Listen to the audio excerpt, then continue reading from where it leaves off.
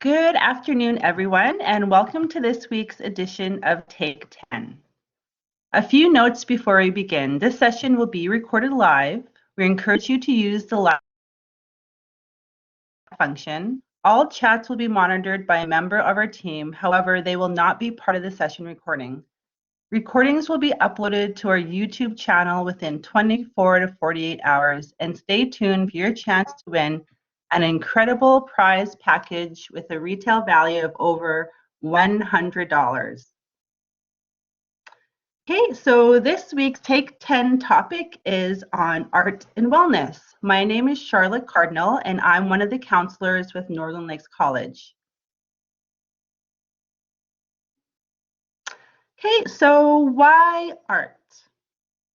Well, art can be used as a way to express oneself and develop a sense of well-being. It can make our thoughts and feelings more tangible and helps us to communicate what we sometimes cannot say.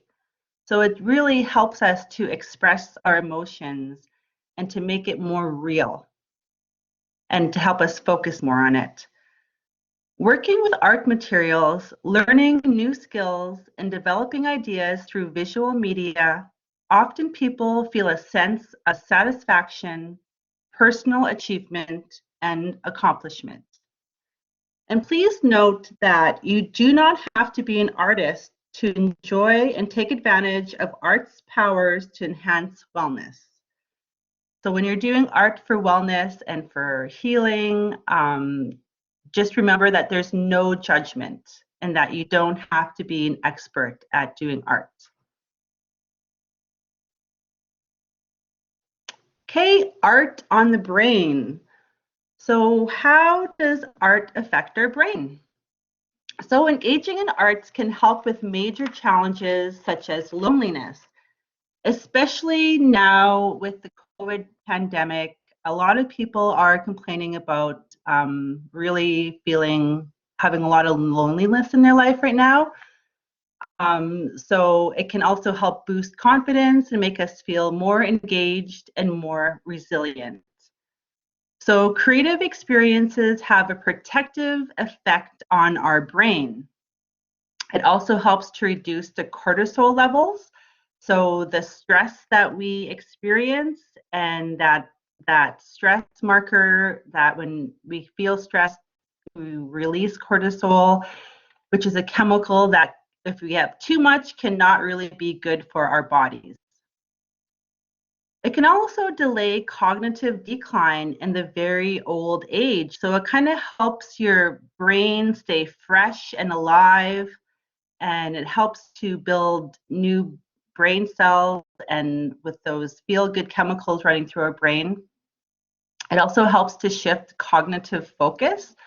So especially if you're having negative thought patterns and just focusing on a negativity, it helps you to kind of shift that focus on something more positive and something that is going to release stress. It also activates different parts of the brain. So while we're busy using one part of the brain, it helps us to kind of reach parts of the brain that we otherwise wouldn't be using and kind of wakes up and activates that part of the brain, which can also be helpful with managing conflict, getting some insight, and some problem solving skills.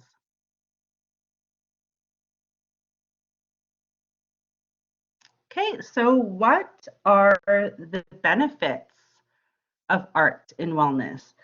So it definitely improves in your cognition. And improve your sensory motor function. So it has the potential to help improve a student's memory and concentration skills. It also helps develop your decision making and critical thinking skills. It cultivates your emotional resilience. It fosters that self-awareness, so it helps you to be more observant.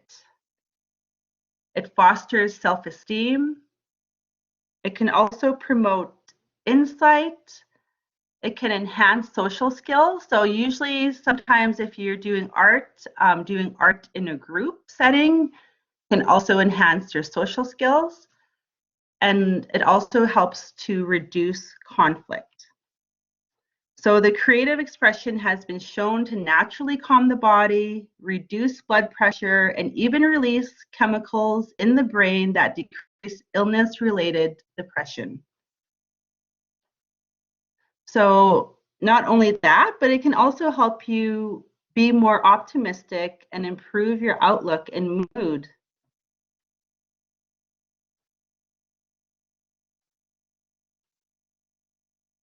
Okay, so there's different ways to be creative. You can do painting, drawing, sculpting, working with clay, doodling, collage, art journaling. But there's also music, dance, and writing.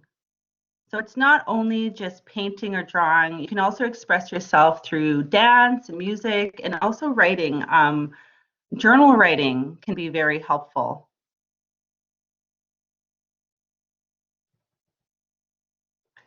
Okay, so 3 tips for arts-based mindfulness. So the number one thing is make mistakes. Trying something new and be willing to make mistakes in order to learn.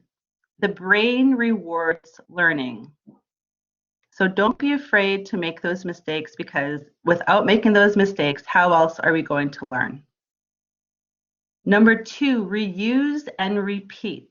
So play and experiment with reusable materials like a dry erase or Play-Doh.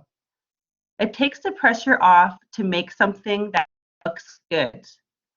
And if you really, really enjoy it and you want it to make it last, like maybe taking a picture of it and then starting over and recreating something over again. Limit language.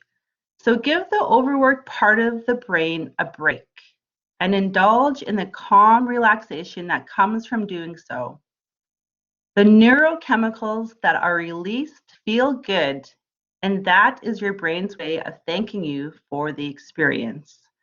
So really calming your brain and limit the language, and even listening to music that has no words in it can actually help your brain kind of reach that more relaxed state.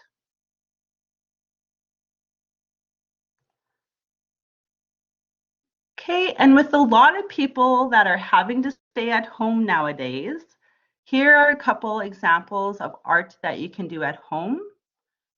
So one thing that you can do that's easy is create a collage. So collect a bunch of old magazines, postcards, you can even use old newspapers, cut up the pictures and glue them to a piece of paper. And it could be a collage of inspirational quotes. It could be things that bring you enjoyment and bring you peace. And then you could put the picture, hang it somewhere where you can see it every day. Another thing that you can do is draw a picture of your favorite place. By doing so, it can bring you back those feelings again and keep you calm in the moment. Making affirmation cards. So making affirmation cards and writing, even getting like playing cards and putting inspirational quotes on the back of the cards can also help lift your mood. And also just doodling. Doodling can be a good distraction while keeping your attention centered and just letting your feelings go. So art can definitely make people optimistic about their future. Art can be used to help spread a message of inspiration, making people achieve great things in life. Art can be a form of communication between people to focus on common issues.